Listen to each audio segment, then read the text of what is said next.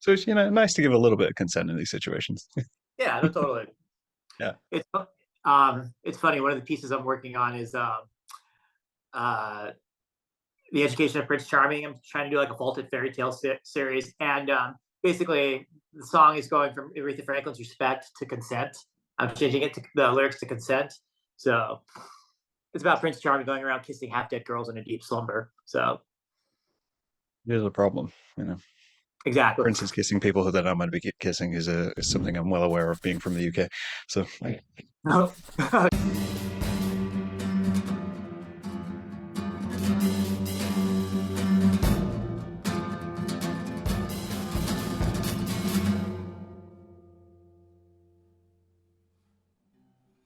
we're Yeah. going. Alrighty. Well, welcome to the podcast, Warren. Thank you for having me. You're very welcome. I feel like it's been a long time coming. I feel Yeah, like I yeah. reached out last year, and it's taken a few attempts, but we got there in the end. No, Yeah. definitely, definitely. Thank you for your patience with everything. It's Yeah. my patience and my persistence to send an email, which doesn't take too Right. much particular effort, but I wanted to chat to you, and you seem friendly enough, so I keep do on all with right. these things. Yeah. So I have my first structured question, which may give you a slight moment of panic, which is, who are you? Who am I? Let's see. I am a 40 something artist, stop motion artist. Known pretty much right now for my movie recreation, storytellings of stop motion with vintage Barbies. I'm doing it for about the past 5 years. Growing up, I wanted to be an animator for Disney. And then I was 17. My mom got a video camera. I wanted to be George Lucas. Then I came out and wanted to be a choreographer, fashion designer, all things. And it's kind of this is all kind of cultivated to use all those things. So it's been pretty good. It's kind of like a stepping stone journey of creative projects which have brought you to this point. Yeah, it kind of reminds me of the movie Slumdog Millionaire, where you find out like how they know all the answers to these questions, and you get the background on that. That's for me kind of how like I see um, all my talents just kind of like merging together.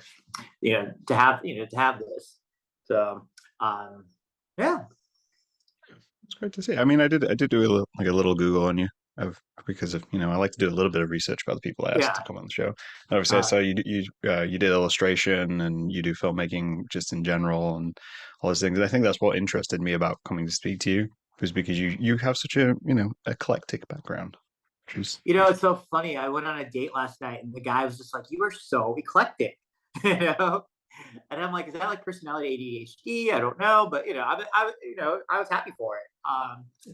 And it's crazy to think that you're Googleable. Like when you really take a step back, like for me, things kind of really took off during the pandemic, and so just I didn't want to say I'm a public figure because I mean, like it's just a little too celebrity sounding for me. But like to be like, I have Google alerts on my phone, which is kind of cool. I didn't realize how many Warren Wrights there are out there, but sometimes I've read an obituary. Um, but yeah, there was like a point during the pandemic where articles were being written about me that I didn't know about. So a friend of mine was just like, "Oh, just put a Google alert on it," and it was cool. It was like there was a moment where I was having like I had an article in like Italy written about me. So um, yeah, I it's definitely been a journey. Illustration was like a big part of it for me. I there's a part where I wanted to do my own line of cards. So I was thinking about doing that. Sometimes people would hire me to draw cards for their friends. So I'd sit them down and I'd be like, what kind of jokes do you guys share? What kind of trying to get a concept for the card, like a one of a kind card. And then I would draw the person, and my artist style kind of it's a little mid-century, kind of Archie's esque.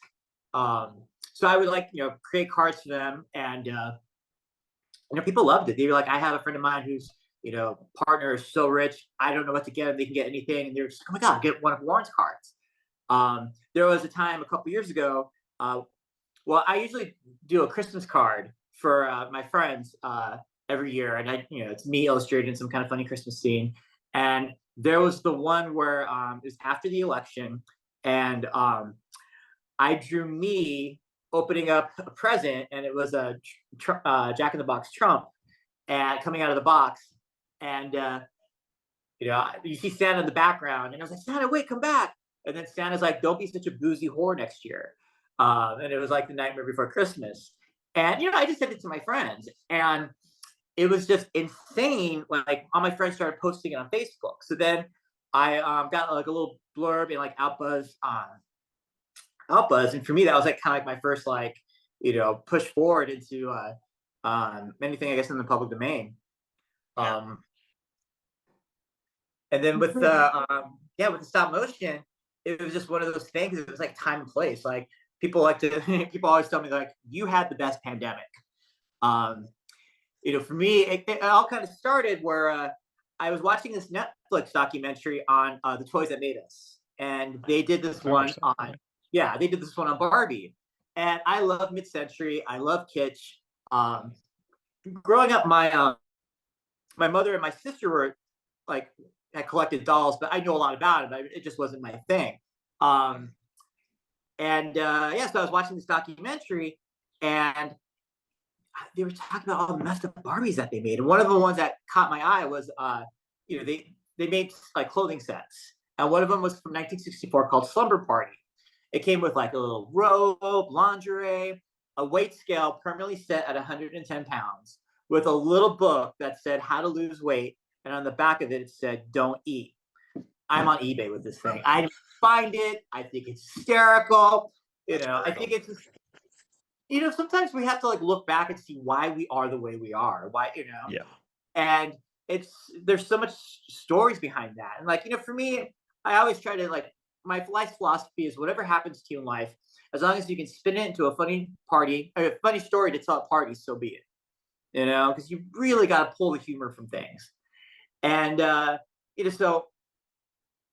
I started doing more research on things and stuff, and I love mid-century, I love the aesthetic, and from there, like, I'm like, okay, well, what am I gonna do with this stuff? I'm like, let me do a diorama. Let me like make a diorama of Barbie on the weight scale, with Midge kneeling next to her with the book, and so that kind of got me going a little bit in set building. And then there was this YouTube series called The Most Popular Girls in School, where they do stop motion with Barbies and stuff like that. And it's crude, it's super funny. And it, like, with the series, like, the stop motion and the sets, it gets more progressive and really well. And it's done, it gets so much better. And so that kind of like, put the idea in my head. And I started messing around with it like a little bit, nothing too crazy. And then I moved back to New York, and I wound up getting sober, and I got sober. I think a year later, the pandemic hit, and I just kind of started, with the stop motion and set building, stuff like that. And I had seen someone do this like Marilyn Monroe stop motion, and I was like, wow, she needs justice, And I went and I kind of obsessed about it, and like the pandemic was just hitting, and so I did a mashup of Two Girls from Little Rock and Diamonds Are a Girl's Best Friend. Next thing I know, someone messages me on Instagram. They're like, "Hey, Bill Green posted this on his Facebook page," and I was like, "Oh my god, he's like one of the principal designers from Mattel." And I was just like, so that was super cool. And then next thing I know, I'm like, so with Diamonds, it was interesting because it's just one doll moving, and the rest of the male dolls are just kind of going around her. So when I approached Bob Fosse's Rich Man's Fruit, which I was calling Frog for like the longest time, until I was on this guy's show, and he's like, "So it's Rich Man's Fruit," and I was like, "Oh." I was such a So with that number, I was like, okay, well, all the dolls are doing the same movement. So pandemic, it's full blown pandemic, and I had nothing but time. And really, like, in a way, like Barbie saved my sobriety. And I was just able to pour myself into this, just get lost in it. And I'm like literally like with the sets. And then I have like my laptop with my broken down laptop that sometimes I couldn't get to YouTube. It was like starting a car where if I hit enter enough times, then I could get it up. So I was watching, this Bob Fosse number and the whole thing, and um, I did it in dolls, and it was it was just time and place. I had a captive audience. People were looking for stuff. People wanted to get an escape, and next thing I know, like 75,000 views, 2,000 shares on Facebook. I mean, this thing is just blowing up. It's crazy. Um, and I got a write up in Dance Magazine. And I didn't go to art school. I mean, I've been an artist my whole life, and I didn't go to art school. So like, it was one of those things where like before my interview with Dance Magazine, I like went in a spiral. I had imposter syndrome. I was just like, I thankfully I went to a meeting before the interview. A Zoom meeting before the interview, and I just like let it out. And everybody was just so like great and just like helping me out. They're like, it's normal. And I yeah, so I had the interview, like it came out. And it was super cool. Like, for me, I'm from Los Angeles, and it's one of those things where people are like, "Oh, like, I'm an actor, I'm a model," and you're like, "Are you? Like, are you like a?" So for me to call myself an artist, it was something that kind of like, well, I don't have a degree, so it was something I struggled with. And a friend of mine, when that article came out, was just like, he's from Argentina. He's like, "Pop it. It's just like it's in print now. You're an artist," and that was like, boom. No one can take that away from me. Um, and then what was really cool about that was the lead dancer from the movie. Oh my God, her name is Cheryl. Sorry, I forgot her name. She had reached out to me on Facebook, and she's like, "Hi, Cheryl Charney." She had reached out to me on Facebook. She's like, "Hi, you don't know me, but I'm, the ponytail girl, the Bob Fosse number," and I'm just like, you know, I die. It was like a gag. She's like, "You captured the number, so wonderfully, the attitude and everything. It was just amazing. That was just huge. That was, that was like the first big one. And I really missed the time that I had during the pandemic because, I have a day job, and I don't make money off of these because they're, because all the music's copyrighted, so I get demonetized. So Yeah. it's really, loving it for the doing it for the love of doing it. And I think the next one, yeah, I did George Michael's Freedom, the Barbie reenactment of that, because for me that song was like everything, being a young closeted gay kid, but just kind of like going through the coming out process. And so that one did really well. And then the other big one I had at that time was Barbara Streisand's "Don't Rain on My Parade" from Funny Girl, where, I mean, if you watch the stuff, it's like a side by side, and I recreate the sets, and I'm like sitting there, sometimes I'll go back and watch my stuff, and I'm like, I created a train set. Like, this bitch is on a train set going through, and I'm like, how did, what possessed me to do Oh, this? like So, you take yourself on an emotional journey of just trying to realize what you did and went, oh, I forgot I you did know, that. yeah, it's crazy, it's really crazy, and people's responses to it. I think, with that one, I dedicated it to like a time and place, Splash Bar in New York, where they used to have Mhm. musical Mondays, and it was like such a magical place because there were no iPhones or anything. So you just had these people watching these musical numbers on huge screen TVs. Um, and yeah, when Don't Rain on My Parade would come on, uh, when she hits that one note on the tugboat, I was like throwing napkins, and it was just such a great moment. And I just kind of wanted to like just remember, like, just kind of dedicate it to a feeling. And it's just kind of weird. Like, I'm from like the generation where, like, on the radio you would dedicate songs to people and stuff like that, or even my school newspaper, kids would dedicate songs and stuff like that. So for me, it was just kind of like, when some of my numbers, um, it's just, you don't know what people are going to respond to, how they're going to react. A lot of what I try to do is create something and then just give it up to the universe. And but yeah, this one woman, she's like, "I'm 70 years old," and I cried. She's like, "You combine my love of Barbie and Barbara together." Um, and I think it's been really cool. That, I mean, the one thing that everybody says about my stuff, it brings them so much joy. And that's it's really something.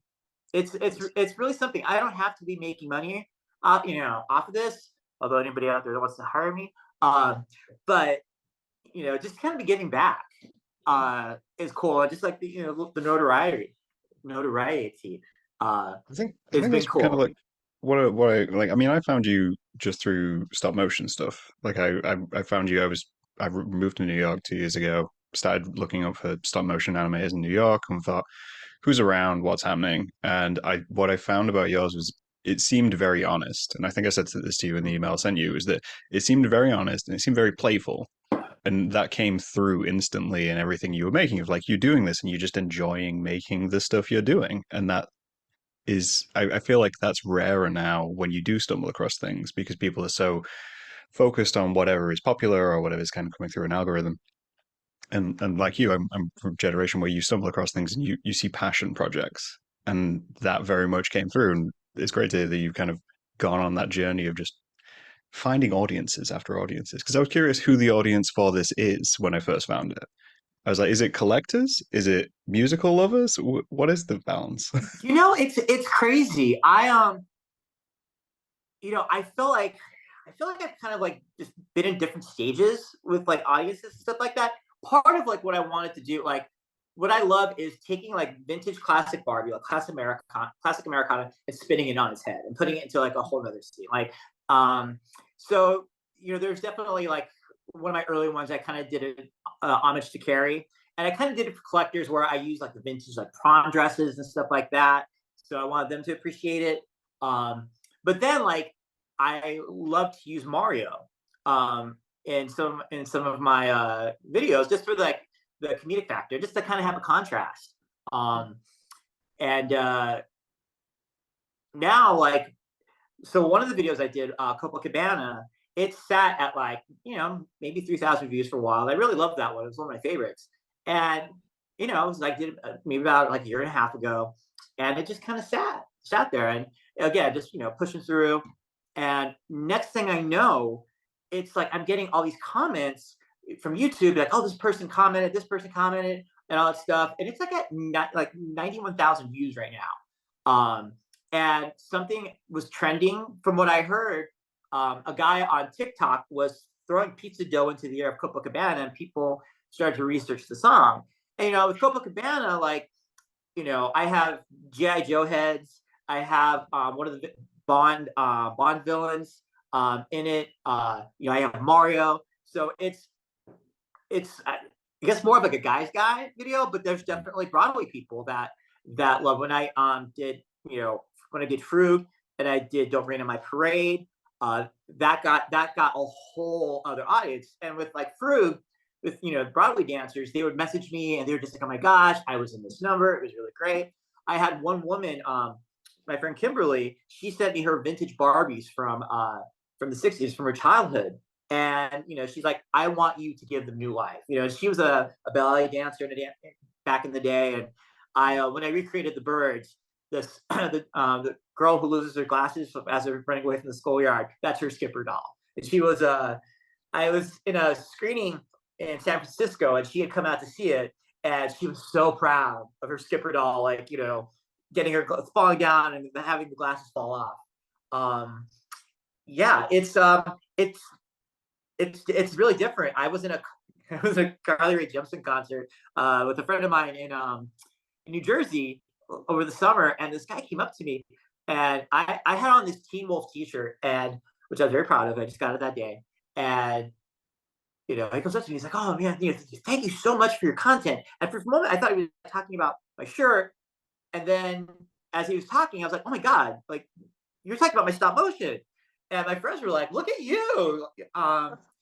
So it was, it's been cool. I get recognized here and there. That makes it pretty cool. But Yeah, and then with the Barbie movie, it's interesting because it's kind of like what do they call them, like Johnny Come Latelys or bandwagon people. It's kind of opened up my work to an even wider audience, and I had the LA Times Today Show do a segment on me, and that was huge for me. That was really huge for Mm-hmm. me, especially like being sober and just kind of like having this new life and really just kind of like going forward with my creativity and letting that lead me. Um, yeah, hugely grateful. It's a lot of me when I create this stuff, I just think about, I'll just create it and maybe like down the line there'll be a renaissance and somebody will find it. And it's up and down. It's up and down on things. I and I I'm just grateful. It's pretty cool. I always say it makes it interesting for dating when people are like, oh, what do you Hmm. do? And I'm like, oh, I have my day job, but I also do this. I'm like, let me just get this out of the way right now. You know. It's like I'm Uh, secretly kind of famous, but I'm also kind of famous for this, which you yeah, may or may not vibe with. I yeah, understand. but thankfully, you learn the trash takes itself out. Yes. And it's being part of the doll community is just pretty cool. It's just they're such characters.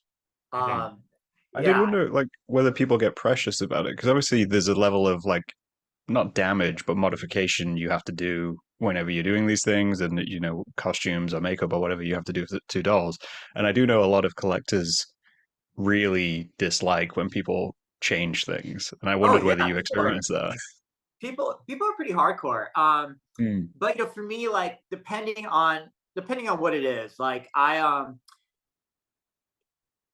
try to use dolls that are what they call TLC, in need of tender loving care. So if they're already kind of a little messed up, then I'll use them because what happens is the made to move bodies that they have like a really thick neck knob, and the vintage ones, the hole isn't meant for that. So I have to kind of carve into the neck hole to make it bigger to make it fit, and obviously that devalues the doll head. Um, but if it's already kind of messed up, um, you know, it's I'm bringing it to life, and who knows? Like maybe someday, like I always like to picture or dream of like having an exhibit at the Met or something, where they just show all the dolls and all the scenes, and there could be more something then. Um, but yeah, it's a lot of what I do is I'll grab the reproduction dolls from the '90s and Mm. I'll grab a bunch of them on eBay and stuff like that, and kind of hoard them. So it's one of those things where my friends are like, "Why do you have so many dolls?" And I'm like, "Well, they're kind of like a dead stock in a sense. So if Mm. I'm creating new characters, I'm going to need all that I can have." So if anyone's struggling to buy these dolls online, they know this because you've bought them all. And Oh, right, seriously. I I do okay, and then I mean I do find stuff at flea markets. yeah. Yeah, flea markets are, but people are like, wow, you find stuff at flea markets all the time. And I'm like, I go to like, every, like before I go to work on Saturdays, I'll hit up like 3 flea markets, like super early in the morning and, uh, and then just go to work. But I mean, there's a lot of times where I just don't find anything. Um, Yeah. but also I'll look at something. I'm like, oh, I could, use this for this. So it's not always like dolls. Sometimes it's just like props and stuff like that I'm looking for and come across. I think it's Um, good because you've got that. It's not like you kind of go beyond like a DIY aesthetic. I think with your stuff because it looks very handmade. It looks very you know well professionally manicured, and Thanks. everything looks great. And it kind of proves what you can do with some commitment and some time with just the resources around you. And in some ways, I mean, I think that's why audience connect with it as well because they see it and they think, well, I have figures, I have dolls. I could do something like this, and it's very inspiring in that sense. Thanks. Um, I when I it was funny because like after the pandemic things were opening up, I had like a job at an art gallery, being like an art handler, like one day a week, and I got let go of that job. And the next day, the National Barbie Convention calls me and wants to hire me for 2 videos. And it's just and I say this just because like on Instagram and everything, it's just everyone's perfect, and life's perfect, and all this stuff. And I'm like, shit happens, like people are just like, if you're having a moody day, you're having a moody day. Like it's normal. So you know, I had lost that job, and then I get a call from the National Barbie Convention. It's interesting because what happened was I just finished my Dita Von Teese video, and she had reposted it to her story, and I got like 10,000 views in one day. It was like nuts. And then yeah, the next day the National Barbie Convention calls me, and they want me to do 2 videos because it's during the pandemic and the convention, everything was online. And I was like, guys, I'm not high tech. I do this all on my phone. And they're like, we love what you do, And it was one of those things where it's like, the people that love Barbie, who like hold Barbie dear to them, hired me to do this. It really, I mean, it meant a lot. It meant a lot. It was really cool, and it really kind of gave me even like a little bit more confidence. And those 2 pieces I did were some of my favorite work. One of them was the 60th anniversary of the Ken doll, and I had worked with this guy Bill Blitman who has this amazing Barbie collection, and he loaned me out some of the vintage outfits. And it was just I'm doing my research and the whole thing, and obviously, and it's funny with the Barbie movie because I've seen a lot of interviews with Greta Gerwig, and she talks about her inspirations, and I was just like, wow, I actually for like the Ken one, like the opening, like the monochromatic color sequences are all based off of An American in Paris, and Leslie Caron has her introduction. So and with after that, like the finale of the 60th anniversary of the Ken doll is kind of like Diamonds Are a Girl's Best Friend inspired, where it's instead of like all the guys in the same suit, I have Barbie in the black dress running up the stairs, and every time there's like there's great like big band feel to it, and there's this trumpet in the song.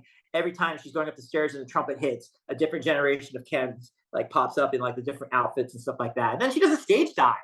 And what was cool was my process is I don't really storyboard. I will listen to the song 1,000 times and I'll be picturing it in my head.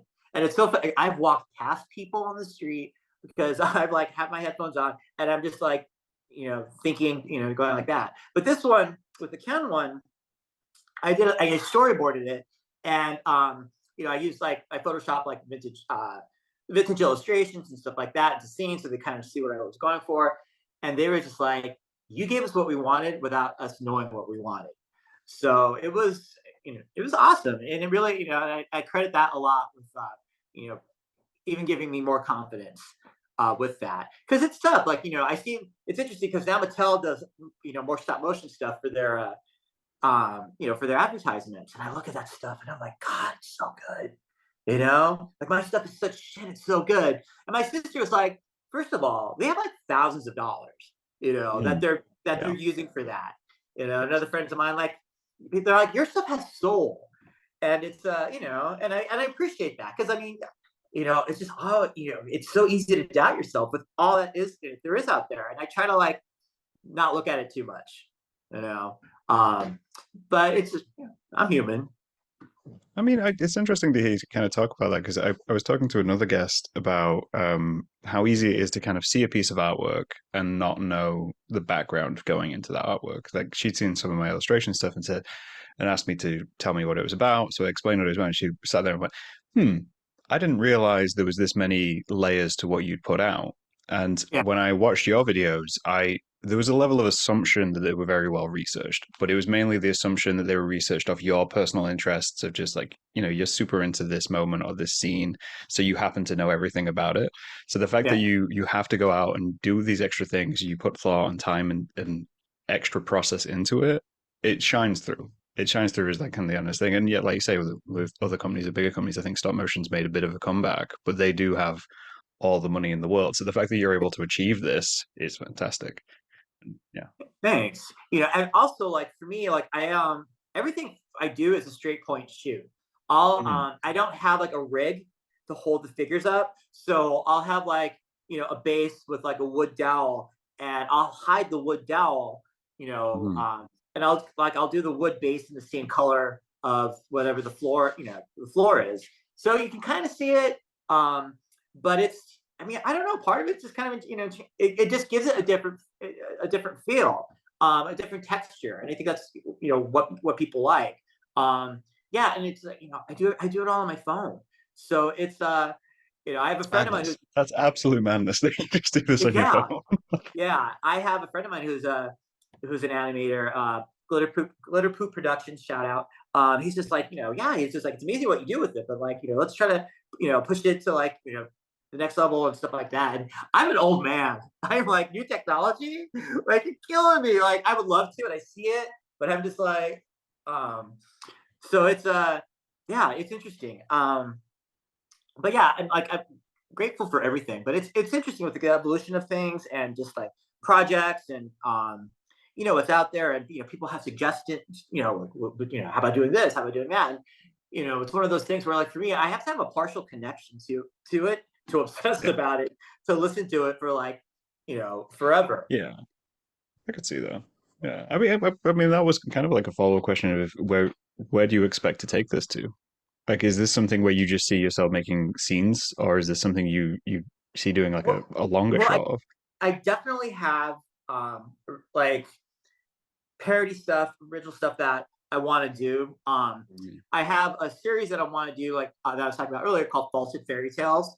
The premiere one I had done was Hansel and Gretel, and I just, for me, like the whole thing, I just think it's really funny that like people try to project um, modern views on classic fairy tales, and it's just kind of Mm. like, it's a lens back at that time, and especially now being older, like people just don't understand like how things were at that time, and like before the internet, like people have so much information on things. You could be the expert on everything.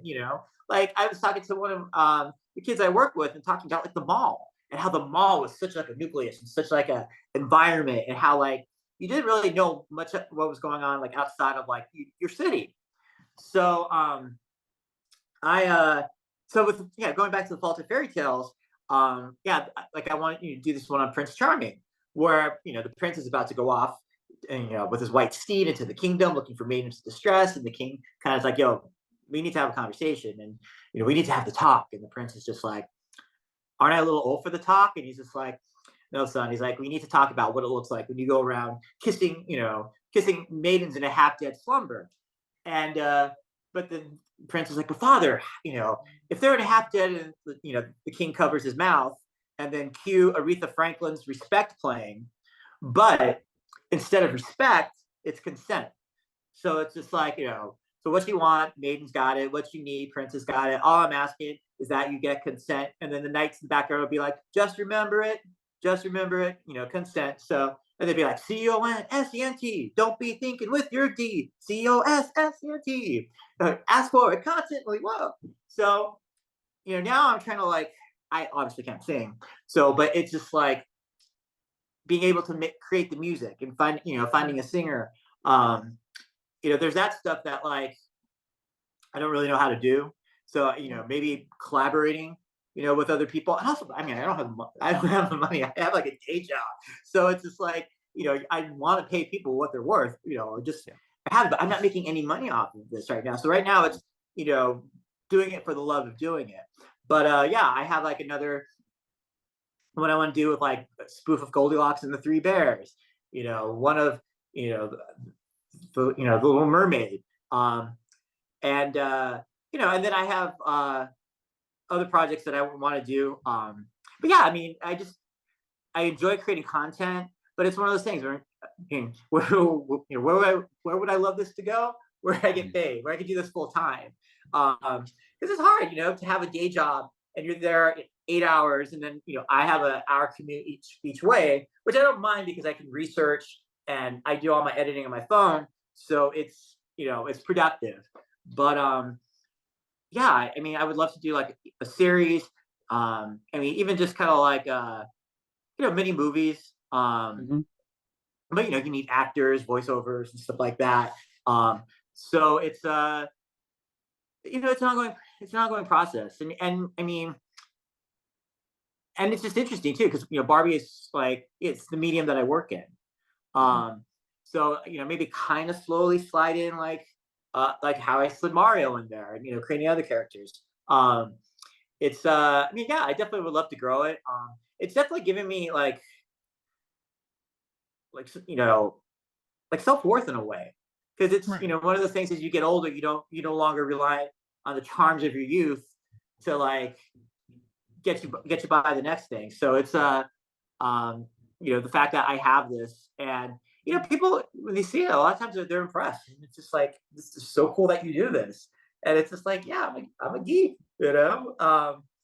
I think that's it's an interesting point. Like, I mean, you mentioned the kind of like the work life balance of when you're trying to make something, and when you want to do you do want to explore something creative. You like you say, you work 8 hours a day, you go home, and then you've got to do that thing as well, and then you have to have a social life on top of that, and you can like telling friends you can't go out because you're doing this, and having them Yeah, understand that there is a balance which you're trying to strike. Like I'll have weekends where I'll say to people, I'm not going out and doing anything this weekend because I need to do the thing which makes me feel good when I'm doing it. And as you say, like as you get older, I think that becomes more and more of a challenge because you don't have the time of your youth. You don't have the energy of your youth. yeah. And yeah, it's a real a real tricky balance, I think. Yeah, sometimes I'll be out, especially now that I'm sober. I'm just like, I'd rather be home animating, but I'm like, I need to get out, You you need that on a know? t-shirt. Just I'd rather be home animating. Totally, seriously. I yeah, it's just one of those, yeah, it's just one of those things. But also like, I know I need to be like, current on things and it's funny, a friend of mine with Drag Race, he was just kind of like, "Oh my god, it's a share episode. You got to repost Dark Lady." And TikTok is still kind of a challenge. Um Yeah. Yes, TikTok is a challenge. I mean, just the internet in general is just a fucking challenge. I, when I did my Mariah Carey Christmas video, this guy puts on my as one of the comments on YouTube. He's like, maybe the problem with your views is the length of the video, and I'm like, I go on his YouTube. I'm like, you have 8 subscribers.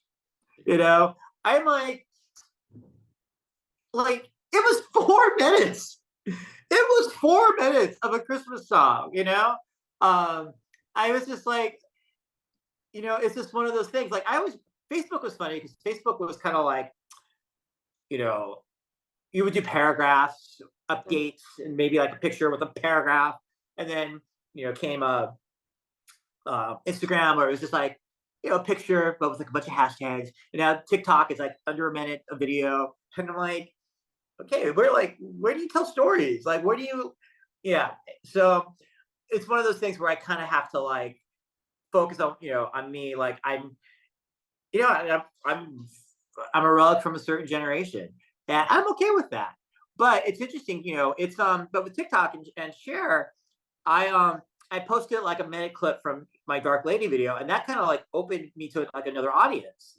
And it was just funny because a lot of it was drag race politics, like in the comments and stuff like that. It's amazing what people pick up on, and then it's even funny too with I don't really delete like negative comments on my YouTube. I don't respond to them. Other people do, which is Right. kind of amazing. My roommate's always just like, "Well, you shouldn't read the comments," and I'm just like, "There." I mean, you have to have an interaction, Yeah. with your subscribers. And I don't have like your fan base. I'm like, I don't. The fact that concept is just kind of like, I Yeah. but I have a friend of mine who's pretty big on Instagram and stuff like that. Mm. So he's kind of like my Yoda. Shout out to Alex Ringler. Um, he it's kind of guided me through some things and stuff like that. So it's yeah, it's just but yeah, the comments and stuff like that are just really crazy to me. Even like when I did the Dita Von Teese one, the Barbie Von Teese Mm. one, I cracked up because this woman was just like, whoever did this needs Jesus. Batbees. She misspelled Barbies. Batbees. Batbees are for little girls to play with and not do gross things with, you know? And people just were flying to my defense. It was amazing, That's amazing.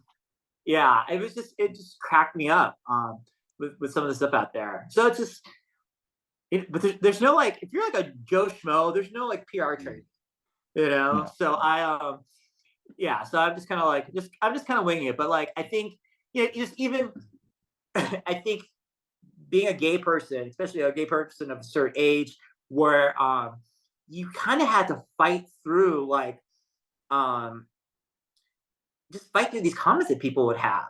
I Mm. remember like having a situation like on Facebook where this guy that I went to junior high with, I like sleepovers at house and stuff like that, was just posting all this homophobic shit. And I was just like, dude, he made a comment on my school like first grade picture, class picture, And he's like, "Oh, I recognize some of these people." And I was like, "Yeah, that kid in the back row, third from the right, you're literally condemning him to hell. This kid that was your friend, you're saying, you're condemning him to hell." And it kind of him and I kind of got to thing, and then everybody just kind of like rushed in, and it was this whole dialogue and stuff like that. So in a way, it kind of like built me up a little bit to like people saying shitty things about you, you know, which I'm grateful for. I'm not completely immune to it because you can have like 100 compliments a night, but you'll remember that one negative thing. So it's interesting just kind of like people's takes and stuff like that. I was really sweating it with Mommy Dearest, with the Mommy Dearest Dollmation. It's a lot of people are like, don't do it, don't show the beating, stuff like that. But it's a reenactment, and I'm not going to tell my audience that I'm not giving you the choice to see this, you Mhm. know um and I had my ass beat by my father. So it was just like, it's not like I'm completely insensitive to it, but it's one of those things where it's just like it's an overtop movie. And not only that, but it's like a Madame Alexander doll, which were like, if you're growing up, they were the like little dolls that you weren't supposed to play with and the whole thing. Mhm. So it kind of even makes it even funnier. But I also like do a dedication to, my gay mother, who I saw this movie at her house, and like what in a way, what it meant to me, what it meant to the gay community. And for the most part, I mean, it's been pretty good, like 90% like positive response. I got to see it at this film festival in Palm Springs, the Cinema Diverse, and you know, being like being on the internet at home, pandemic, hearing the comments is one thing, but sitting in a theater with people watching your work was pretty mind blowing. I was at this film festival in San Francisco where they did a half hour of my stuff, and it was called Divas and Dalmatian. And Mhm. my sister surprised me and flew up to San Francisco to see it. And I yeah, it was just really cool. I was just so quiet, just trying to hear everybody's comments. And I did like a Britney Spears one, the work bitch one, but with that one, I took out all the glamour girls and I did working women. So I did like a stewardess, I did school teacher, I did like a fireman and all that, a firewoman and all that. And this guy is clean behind me. He's like, "That's the choreography for the video." I was like, "Yes, yes, he gets it." That's So great. yeah, yeah, it's been pretty cool. Yeah, I think you're right as well. Like you can't. Obviously, there's topics which I mean, I allow the guest to pick the topic, so I may end up in a situation where I'm like, do I really want to do this video? I don't know if I want to get in this. But I think the internet's a weird place because you can't shrink wrap all your content just because of the platform or just because of the negative comments you may receive, because some people are going to be okay with viewing it. Not everyone has the same background, not everyone has the same day to day life. And I think you have to, in some way, engage with it. Like you say, not respond to it necessarily, but at least see that to remind yourself that you may end up in a public situation like an event where someone's showing your work and someone comes along. It's just like, no, this is terrible. This is the worst thing. And it reminds you that the reality is different just outside the little bubble which you're in. And I think younger eyes struggle with that because they just see it as, oh well, this is an attack on me or my work, where it's not necessarily personal. It's just someone's responding to it. I I think think you grow from that. I love that we're in an age of memes because like memes are like the new bumper sticker, you know. Yes. And I remember seeing one that said, "There's been no piece of art that's been universally liked by everyone."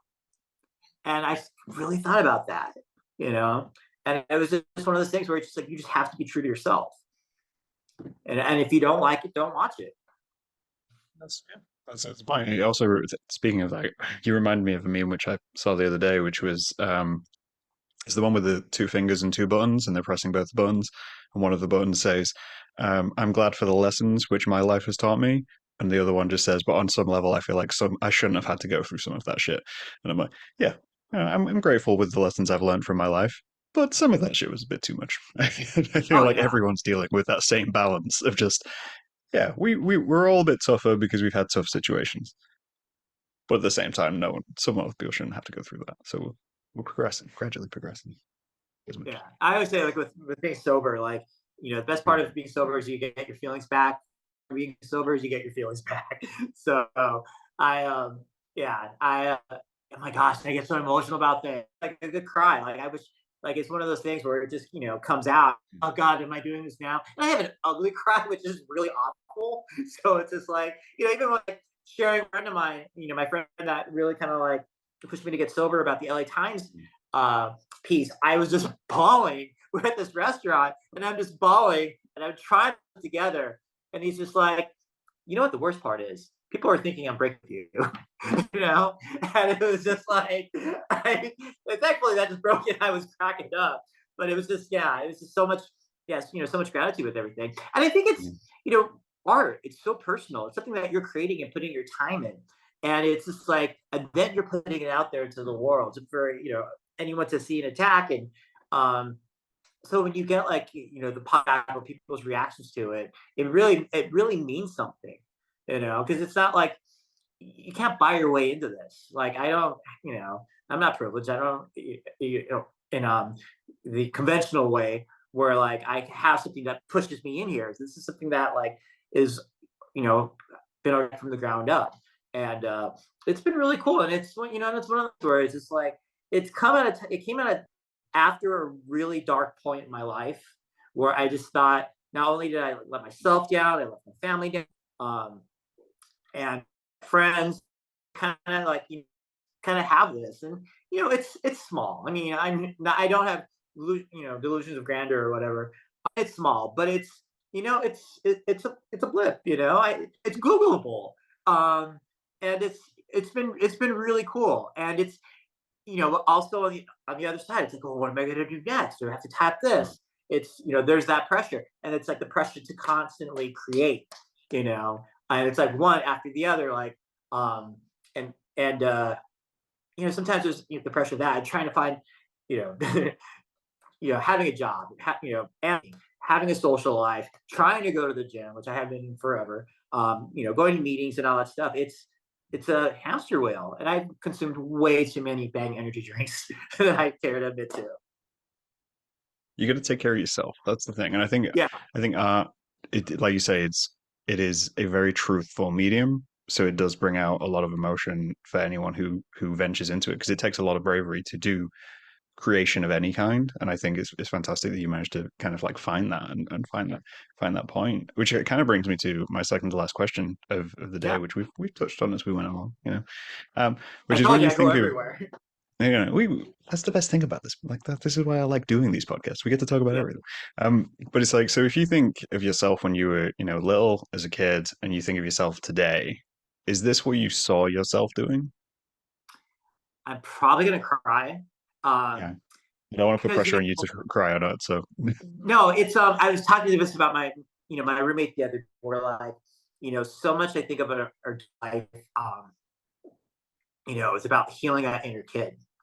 And I think for me growing up, you know, with gays of my generation, you had a shame about being gay, about being different, about my mom. I used to, whew, um, I used to play with string puppets because it was kind of like playing with dolls, but being under the radar. And I would make them clothes and stuff like that. And I was like stapling them, and my mom walked in on me one day and she taught me how to sew. So it was like one of those things where like Um, there was that part of me, and then there was like the part of me that wanted to be a Disney animator that didn't come to fruition and stuff like that. And and I think in a way in doing this, I'm healing that little kid. He's actually creating something that oh god, tells you how to cry. That he's creating something, and you know he's getting that validation that that he's worth something. That whew, expect that. They always say like as an adult you're trying to heal your inner child. And I think about that kid, and I once had a hypnotherapy session where which I completely, that and my hypnotherapist, she was just kind of like, you're gonna be that person that's gonna save, your 9-year-old self. Because like for me, like I never like had like a male role model, male figure in my life, Mm. and they whoever came in kind of like always had walked out, and you're going to be that person for for your younger self. And I think about where I am now, and just having that for that kid, and it's cool. It's yeah, it's yeah, I never would have thought um I never would have thought that he'd have that. He'd have, this and have people respond to it. And it's been really cool. It's That's been, amazing. yeah, it's been really cool because, you sit there as a kid, you sit in art classes and you're like, God, these people are so good. Because you always have that one mother effer that draws like Michelangelo, in your art class. And you're like, what the fuck? Yeah, Like, well, how do you draw like that? I had a friend yeah. of mine, that I grew up with, and he's like, you know what they're doing, Warren? They're in arts, they're in their parents' basement, like drawing like that. They're not doing anything with it. So, but as a young kid, you're just like, fuck, you're so overwhelmed, and you have all your insecurities and your emotions and stuff like that, and you're just, you don't know what to do with them. So, you just, so it's been, you know, I feel like it feels really good in a way that I'm kind of healing that, that inner kid, if any of that makes sense. It made so much sense. And yeah, I think you should definitely be proud of it. And it's thank you for sharing because it's obviously it is a vulnerable thing to talk about. And yeah, I think you're right. I think everyone, especially when you get to ages around 30 to 40, you look back to your childhood and you think, what am I doing? What would they think of me now? And yeah, Yeah, I think you're entirely right. It's we look to ourselves as role models for children which we once were, and that's amazing. That's a fantastic journey to take, and you should keep going because you're making great I stuff. I plan to, I plan to, until I run out of dolls. Until you're an adult, which will never happen because the world's full of plastic, right? Right? Oh, seriously, I'm saving a sea turtle somewhere by recycling old dolls. So That's a brutal but like wonderful point to round this out on. I only have one more question for you. yeah, It will put you slightly on the spot, which is uh, it's amazing to talk to you, and I love finding new people to speak to and kind of get involved and learn about the work and what they're doing. But who should I speak to next after speaking to you? oh gosh, It would be great to have them. um, huh, I feel like this one always stuns people. Their brain just goes blank. I'm trying to think. Do you do just like visual artists, or do you do musicians, or Do I do anybody? They can be visual, they can be musicians, they can be just random people you happen to know and think would be nice to chat to for an hour. As I say, we let these conversations go where they're meant to go. That's what I uh, like to do. I have a friend of mine, Maria Floor. She's in this group. Oh my gosh, why am I blanking on this group? Oh, hold on, 2 seconds, please. Or Yeah. a lot of people have people in mind and then they automatically blank on names. Oh my gosh, Camp I do it all Bedford. the time. Cam Yeah, Bedford. Okay. Camp Bedford. It's this trio of three girls, and Mhm. they're just amazing, and they're just kind of like picking up. And with Madi, she has this great acting background. She does like a lot of stage work and stuff like that. A lot of training, and she has pretty interesting stories. So I mean, definitely, I think that her, she'd be somebody really cool. I'll definitely Yeah, reach out. But yeah. I mean, if yeah, they know you, they've got to be cool people. That's the way it goes, man. Yeah. It's like yeah. a chain letter from the 90s. We're just we're Oh my just god, stringing totally, people right? together. Yeah, As soon as someone breaks the chain, my show stops. So that's the way to do it. Yeah, it's been lovely to catch up with you, and thank you. yeah, definitely. Thank you For so much for going having into me. it. This was really cool. It's kind of therapeutic. It's kind of therapeutic in a way. Yeah. Well, I had another guest, Dave Zakin, who's a potter in Brooklyn. He told me that he thinks podcasts are free therapy, and that's the way Uh, to treat them. Is just you get on and you talk for an hour, and yeah. it's basically just free therapy because you're just talking through things. Yeah. I was cracking up because I saw a thing where it's just like, if you want two men to have a heart to heart, put a microphone in between them on a podcast. That's amazing. I love that. Well, thank you for coming along, and yeah, and hopefully, Yeah, thanks for having you'll me. continue to make things out, and I'll put links and everything so people can check out your work and see the things which I saw, which was fantastic to do. Awesome. All right. Well, on that note, we'll talk to these guys later. We'll stop. Sounds good.